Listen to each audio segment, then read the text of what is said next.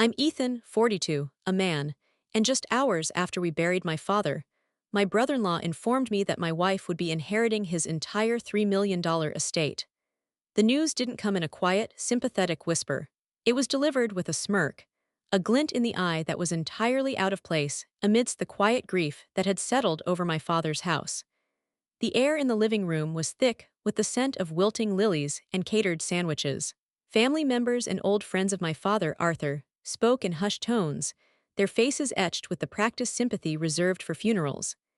Each handshake felt frail, each murmured, "I'm so sorry for your loss," felt like a line from a play we all knew by heart. I stood by the mantelpiece, my hand resting on the cool marble, staring at a photograph of my father and me.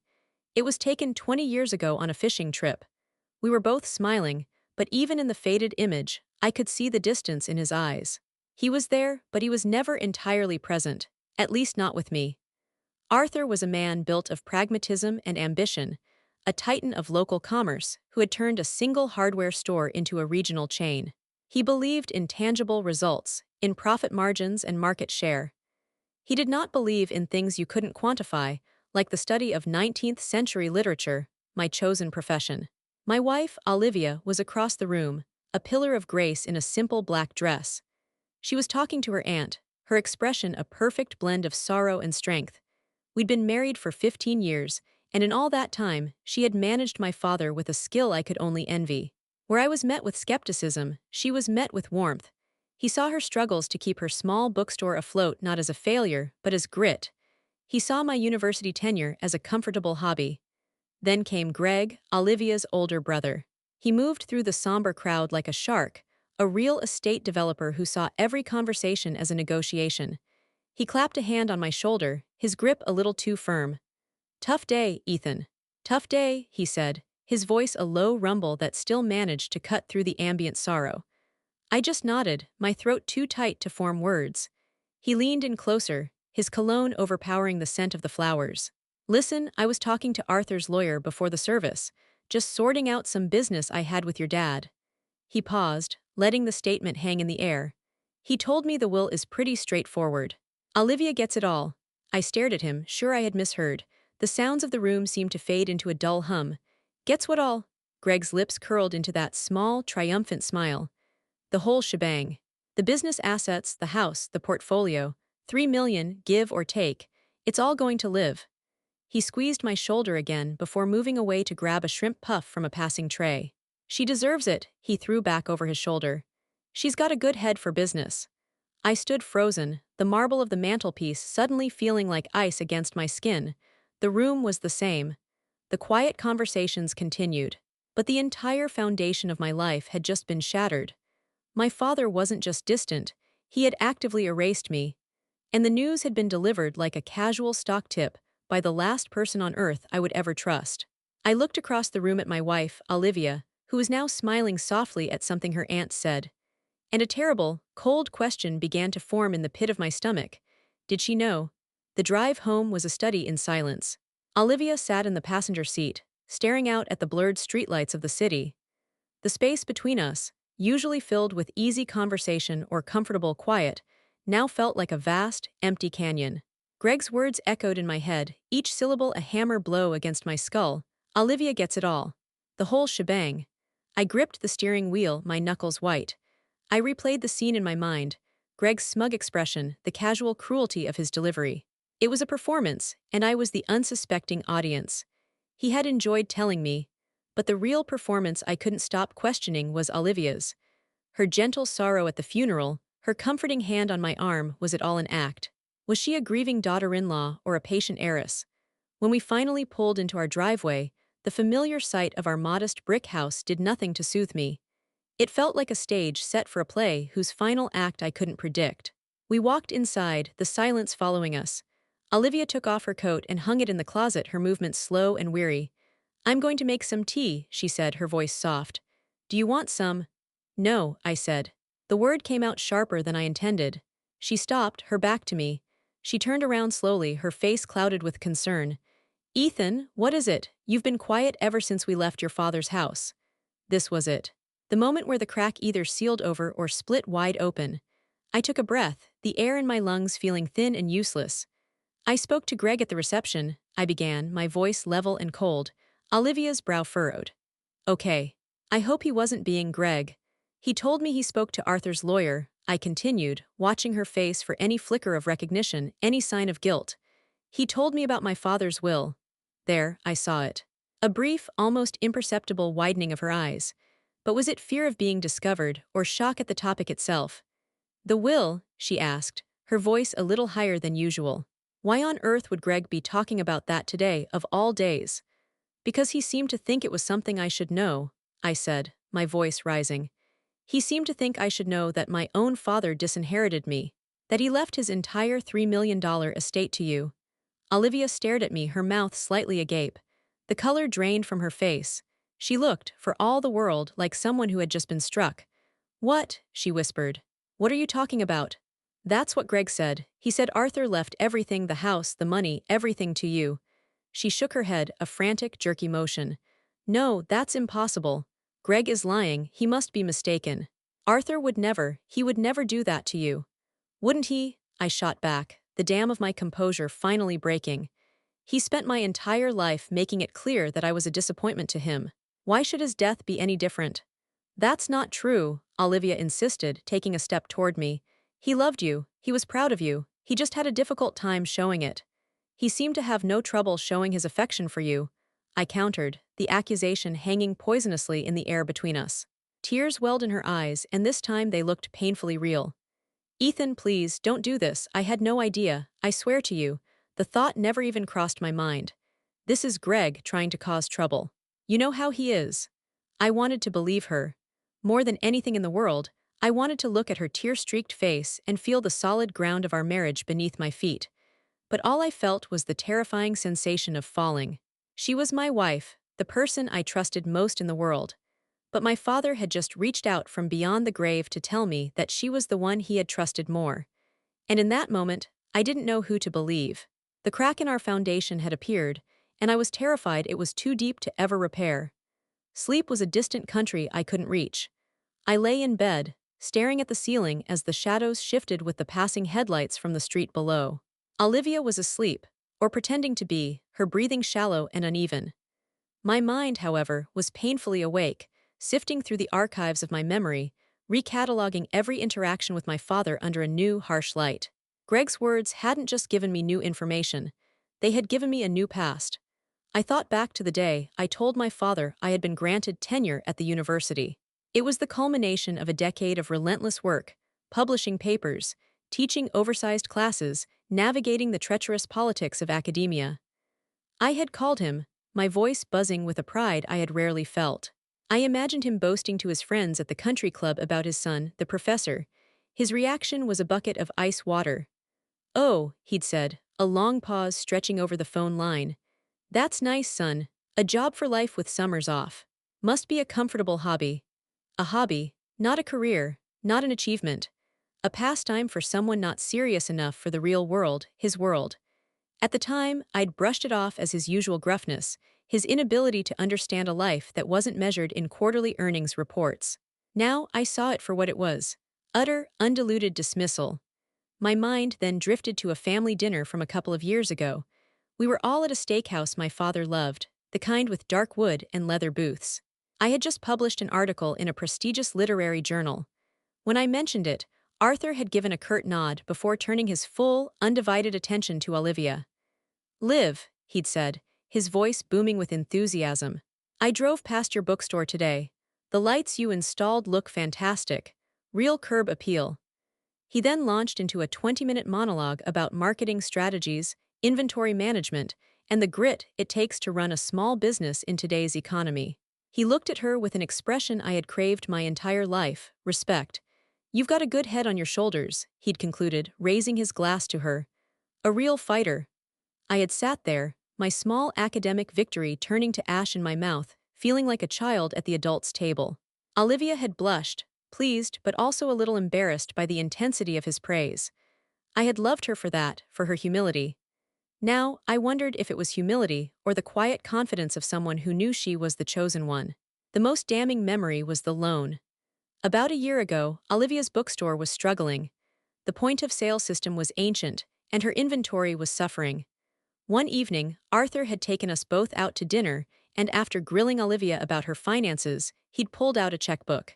"This isn't a gift," he'd said, scribbling out a check for $20,000. "It's an investment. I expect to be paid back with modest interest once you're back on your feet." Olivia had protested, but he was insistent. I had been touched by his generosity, seeing it as a sign that he was finally softening, that he cared for my wife, and by extension for me. He had never offered me a dime. When I was a graduate student living on instant noodles, he'd told me that struggle builds character. But for Olivia, he built a bridge. Lying there in the dark, the pieces clicked into place with horrifying clarity. These weren't isolated incidents of gruffness or favoritism. They were data points on a graph, and the line was trending directly toward this final, brutal act of disinheritance. He hadn't just preferred her, he had been grooming her. And I had been too blind, or perhaps too hopeful, to see it. The next morning, the air in our kitchen was thick with unspoken words. Olivia moved around me with a hesitant, careful grace, her eyes full of questions she was too afraid to ask. "I'm going over to my father's house," I announced, pouring coffee I didn't want into a mug. "I need to start sorting through his things." It was a lie, and we both knew it. I wasn't going to sort photo albums and old suits. I was going on an archaeological dig, searching for the artifact that would prove my entire life had been built on a false premise. "Do you want me to come with you?" Olivia asked softly. "No," I said, more gently this time. "I think I need to do this alone." The hurt in her eyes was a physical blow, but I couldn't relent. I couldn't have her there, her presence clouding my judgment, her explanations, whether true or false, echoing in my ears. I needed silence. I needed facts. Arthur's house was just as we had left it. The scent of lilies had faded, leaving behind the sterile, empty smell of a place that was no longer a home. It was an asset, a piece of a portfolio. Walking through the silent rooms felt like trespassing. Everything was in its perfect place. The magazines on the coffee table were fanned out just so, the cushions on the sofa were perfectly plumped. It was the house of a man who demanded order, who controlled his environment with an iron will. It seemed he had tried to control his legacy with the same fierce determination. I started in the living room, my search aimless at first.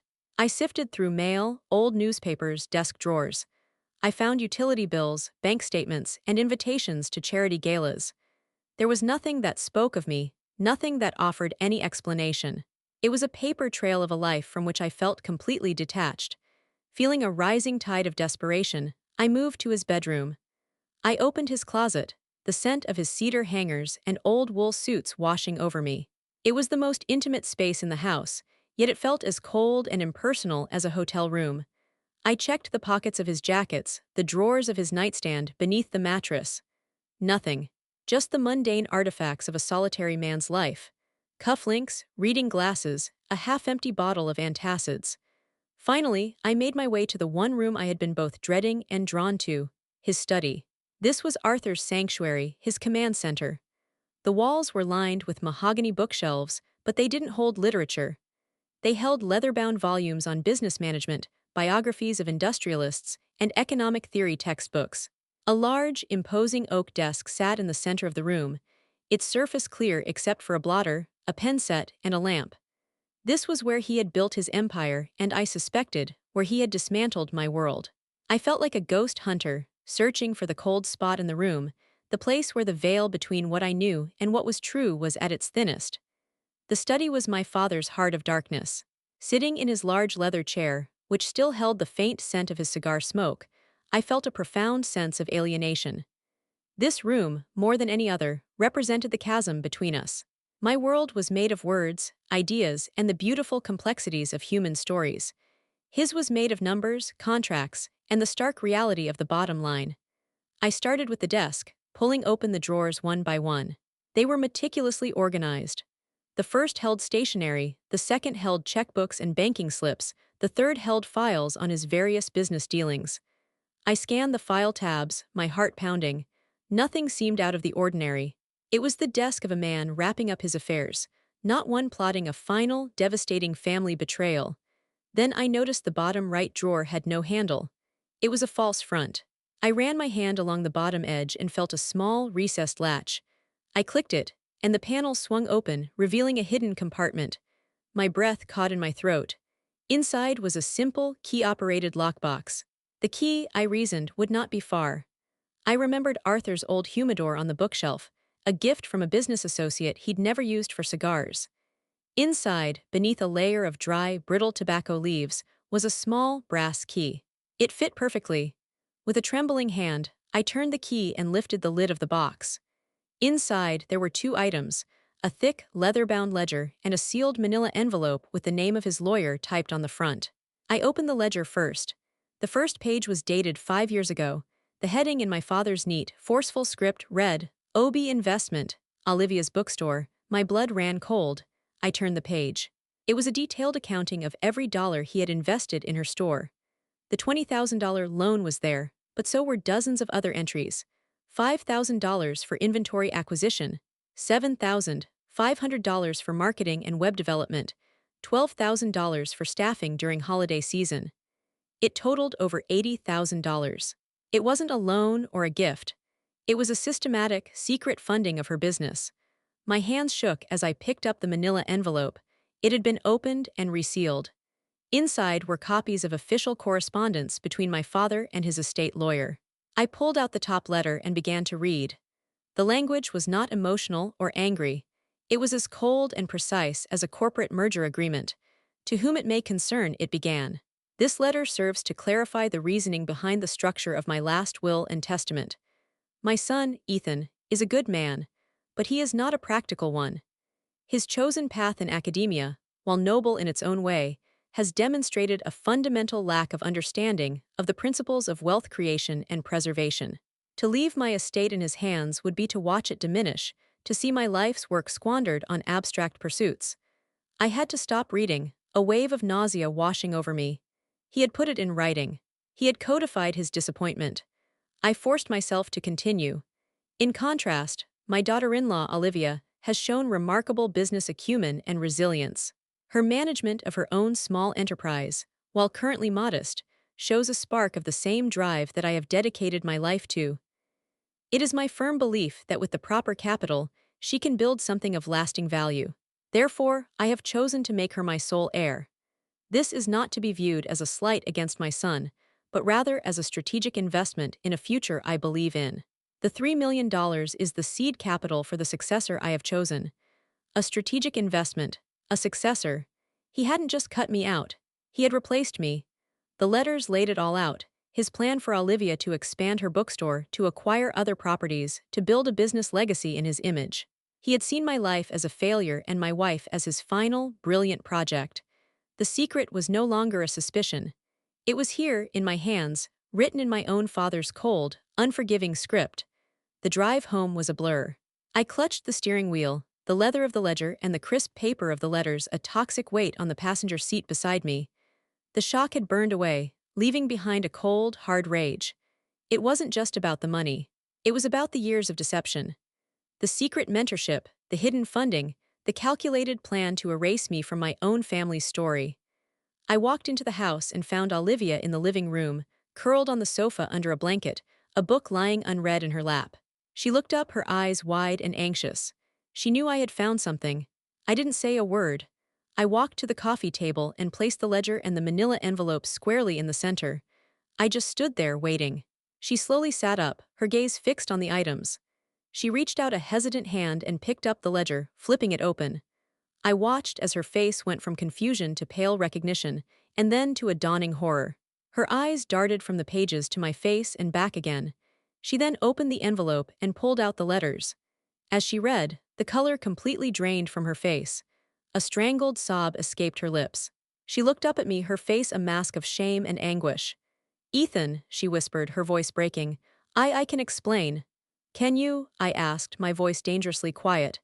"Can you explain the secret funding, the business plan? Can you explain being my father's designated successor?" Tears streamed down her cheeks, dripping onto the cruel words written on the page. "No, not like that. I never knew, I swear to you, I never knew he was going to do this with the will. I never knew he was going to cut you out. But you knew about the rest of it," I stated. It wasn't a question. "You knew he was your silent partner. You took the money. You had secret meetings with him. You let him mentor you behind my back." "Yes," she choked out, her head bowed in shame. Yes, he started a few years ago. He said he saw potential in me in the store. He said my own father never supported my ambitions, and he wanted to help. He made me promise not to tell you. He said you wouldn't understand, that you'd see it as him interfering or showing off his money. He said it was our special project. Our special project, I repeated, the words tasting like poison. And you believed him. I wanted to believe him, she cried, her voice rising with a desperate edge. I was failing, Ethan. The store was going under. I felt like such a failure. And then your father, he was so kind to me. He listened to my ideas. He believed in me in a way no one else ever has, not my own family. And in not even you sometimes. The last words were quiet, full of a pain I hadn't seen before. You always called the store my passion project, just like he called your job a hobby. He made me feel seen. I loved him for it. I loved the attention, the validation. But I swear, if I had known for 1 second that it was part of a plan to hurt you, I would have stopped it immediately. It was a secret, but it was never meant to be a betrayal. I stared at her, the entire 15 years of our marriage flashing before my eyes. Her confession was a mosaic of weakness, ambition, and a desperate need for approval, a need I understood all too well. I believed her. I believed that she hadn't known the final, devastating step of Arthur's plan. But the secret she did keep had created a chasm between us, a space where my father's manipulation had been allowed to grow. The confession was out, but the trust was in ruins. The argument subsided, leaving a fragile, exhausted silence in its wake.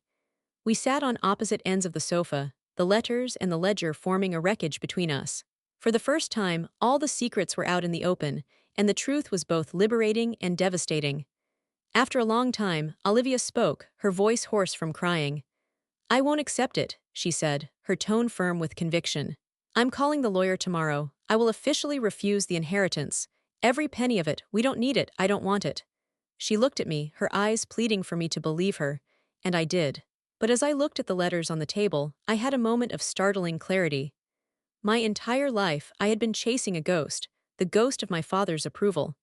Every academic achievement, every small success, had been held up to an invisible yardstick, a measure of a man I could never be.